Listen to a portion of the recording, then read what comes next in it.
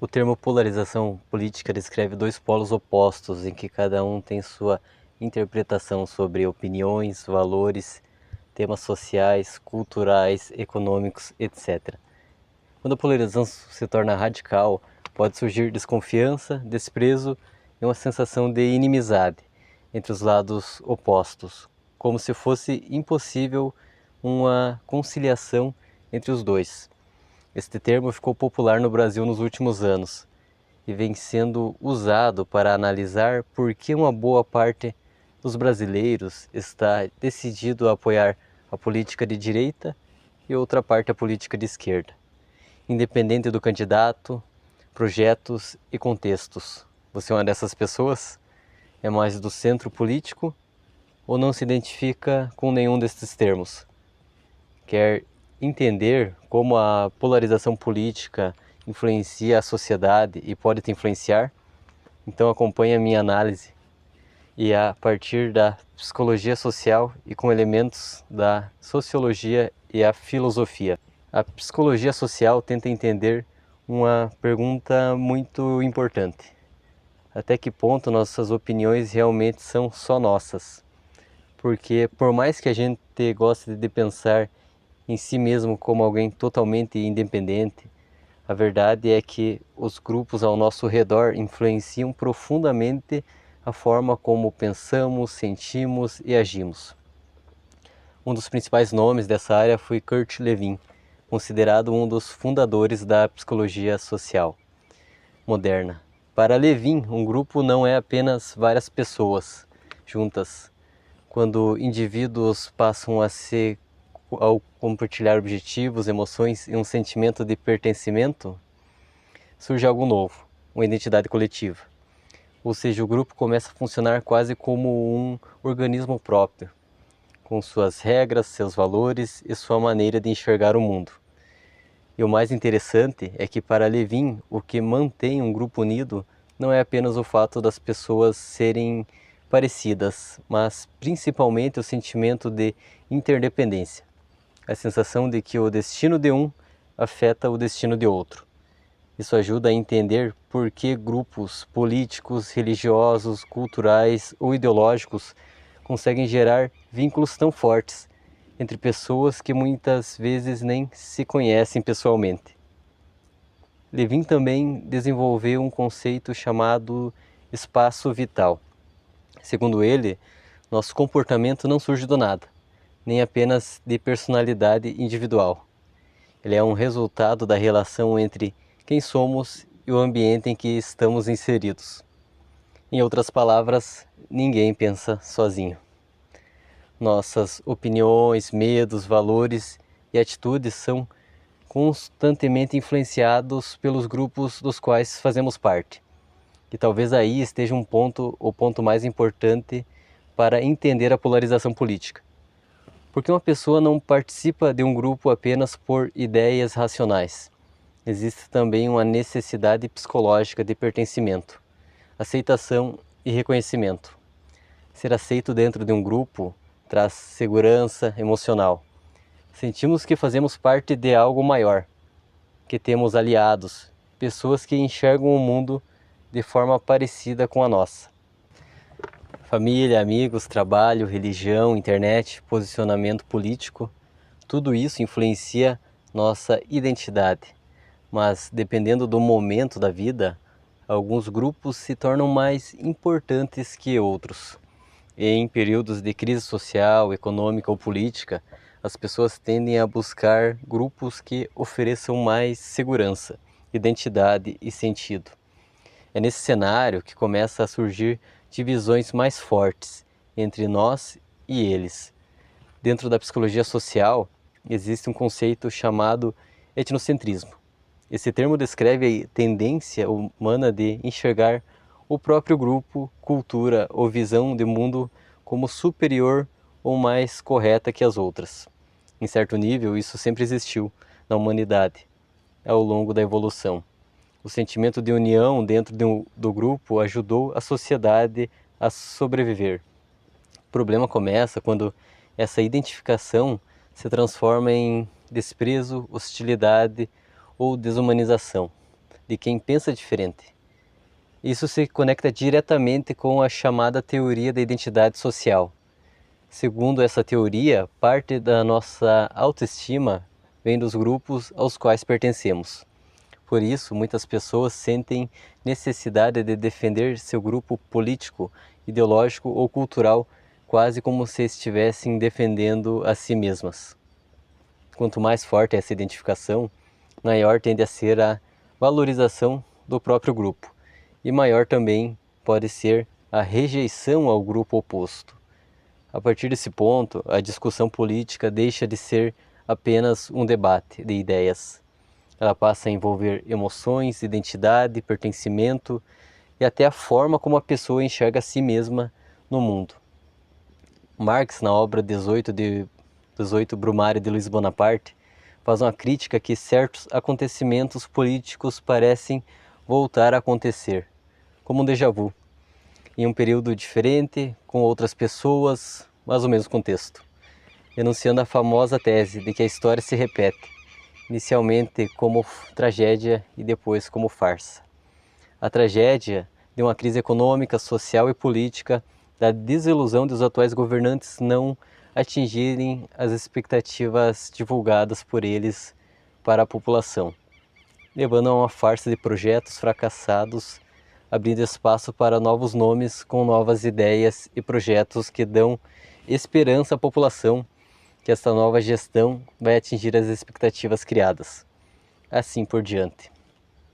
A população deseja o vazio do poder ser preenchido por um líder carismático, empático, confiante, uma versão de um semideus. O pai onipotente que tem a solução para todos os problemas, cuidando da população, salvando dos problemas que estão além de seu controle. Os indivíduos que formam uma massa se identificam todos com a mesma pessoa, o chefe. Eles o amam, mas justamente por serem muitos, não podem ser amados por ele de modo recíproco. Então os desejos quanto ao seu líder irradiam-se entre os membros do grupo. Estabelece-se assim um duplo jogo de identificação. Todos os membros se identificam com o chefe, que se torna o ideal de identificação de cada um deles. Ao mesmo tempo, se identificam entre si. A polarização política é um fenômeno que acompanha a história da democracia, desde os seus primórdios. A tensão entre grupos que lutam por visões de mundo, projetos de governo e interesses individuais ou coletivos distintos é uma consequência do sentimento democrático. No Brasil, além dos receios a respeito dos rumos político, social e econômico do país, há uma crescente tensão entre pessoas que se identificam com diferentes posicionamentos políticos. Estas tensões têm sido amplamente marcadas pela prática dos discursos de ódio, agressões e violência. A polarização política afetiva refere-se ao modo como os indivíduos que se identificam com um grupo relacionam-se de maneira hostil com pessoas que se identificam com outro grupo político. Os laços das pessoas com o mundo político são afetivos, baseados principalmente em sentido de identificação com o grupo que é adquirido ao longo da vida. Atualmente, o sentimento de favoritismo por um grupo está cada vez mais associado à hostilidade em relação ao outro, se tornando um dos principais fatores de motivação para a participação. Este ambiente onde ocorre uma competição por visões de mundo diferentes pode ser compreendido com base na teoria da identidade social. A crença no pertencimento a um grupo entre dois distintos ou mais é suficiente para acionar a hostilidade em relação ao grupo não pertencido. O fato de tais identificações serem quase sempre relacionais, ou seja, surgirem de comparação como se melhor versus diferente ou melhor versus pior. O termo bolha epistêmica é usado para descrever um fenômeno contemporâneo e exacerbado pelas redes sociais e pelos algoritmos de recomendação de conteúdo. Ele ocorre quando indivíduos são expostos principalmente a informações que confirmam suas próprias crenças enquanto são menos expostos a perspectivas divergentes em plataformas digitais como redes sociais e de pesquisa.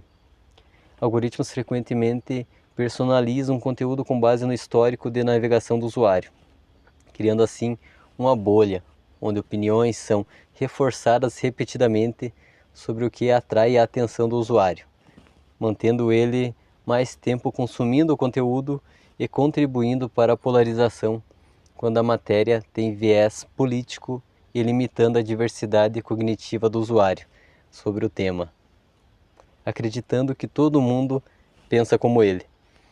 A câmara de eco, por sua vez, amplifica ainda mais a polarização ao criar espaços virtuais, onde opiniões e crenças são validados e reforçados dentro de grupos fechados, em fóruns online e redes sociais. Indivíduos interagem predominantemente com aqueles que compartilham suas visões de mundo, resultando em um ciclo de validação mútua. Esse ambiente não apenas reforça a polarização, mas também pode ser um terreno fértil para a disseminação de desinformação e teorias da conspiração. Diferente da bolha epistêmica, a câmara de eco surge diferentes visões sobre o mesmo tema. Mas estas opiniões diferentes são desacreditadas, rejeitadas ou ridicularizadas. Quando uma pessoa frequenta um grupo com ideias em comum, vai ter um raciocínio motivado a expor o que pensa.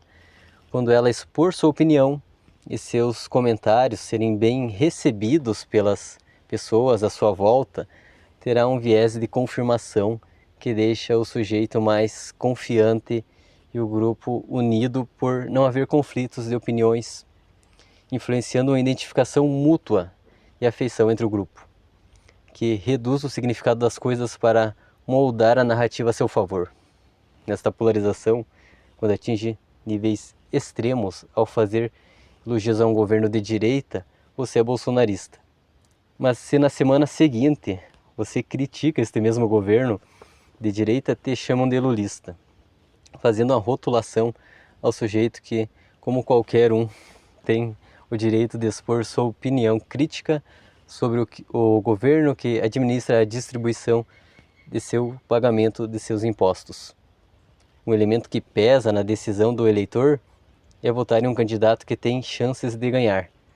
O eleitor não quer só votar, ele quer votar em alguém que ganhe, deixando muitas vezes de votar em um candidato que o agrada para votar na maior oposição do candidato que o eleitor não quer que ganhe. Parece até que em alguns ambientes mais críticos as pessoas vivem uma eleição como se a possibilidade de perder fosse uma ameaça existencial. Tudo isso pode gerar um ambiente de intolerância com quem pensa diferente do próximo, por ignorância ou não ter um senso de não se importar em entender o que o outro polo pensa e responder a uma análise oposta de forma hostil, devido a uma baixa estabilidade emocional e não ter suporte para debater de forma resiliente com quem pensa diferente.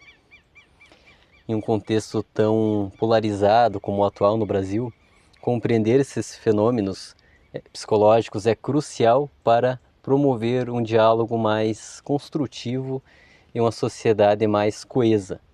Combater a polarização requer esforços conscientes para diversificar as fontes de informação, cultivar o pensamento crítico e incentivar o respeito pelas diferentes perspectivas. Ao reconhecer e mitigar os efeitos do viés de confirmação, da ilusão de profundidade aplicativa das bolhas epistêmicas e das câmaras de eco, podemos trabalhar para um ambiente político e social mais inclusivo e informado, onde o debate saudável, a compreensão mútua possa florescer. Vivemos em um mundo com um grande histórico de experiências passadas. E com a internet acessível, estas informações do passado que moldam ideologias, se tomarmos certas atitudes, somos associados à direita ou à esquerda. Como se o sistema rotulasse a gente e não existisse mais espaço para escolhermos algo mais autêntico. Uma criança tem mais acesso a informações atualmente do que o presidente dos Estados Unidos, Kennedy, tinha na década de 60, no auge da Guerra Fria. Devido a este excesso de informações, muito maior do que o nosso cérebro consegue captar, acabamos absorvendo muito, mas de forma rasa. Aceitamos e reproduzimos muitas ideologias como sem se questionar, para tentarmos compreender o que está acontecendo e se situarmos no mundo, se sujeitando a ser mais um tijolo no muro desta estrutura que sustenta o sistema e beneficia quem sabe manipular as massas, uma arma mais poderosa que o poder de influenciar as pessoas. E na era digital, a moeda mais valiosa é o tempo que gastamos nas mídias digitais. Quanto mais assistimos a uma pessoa, mais ela nos influencia. Vivemos através da lógica. É ela que organiza as leis, constrói cidades, cria sociedades e organiza nosso convívio. Sem lógica, não existe processo construtivo da rotina para alcançarmos nossos objetivos. Mas não é só a lógica que nos torna humanos, porque, no fundo, todos precisamos de um pouco de loucura no sentido positivo, dos nossos medos, desejos, contradições, do que pode ou não dar certo, de arriscar o diferente, o que faz sentido para você, que você almeja para a tua vida. A razão nos aproxima como sociedade, a loucura nos afasta como indivíduos e torna cada pessoa única. Talvez o equilíbrio da humanidade que nos possibilitou chegar até aqui esteja nessa tensão entre ordem e caos, controle e impulso, entre o que sentimos e seguimos.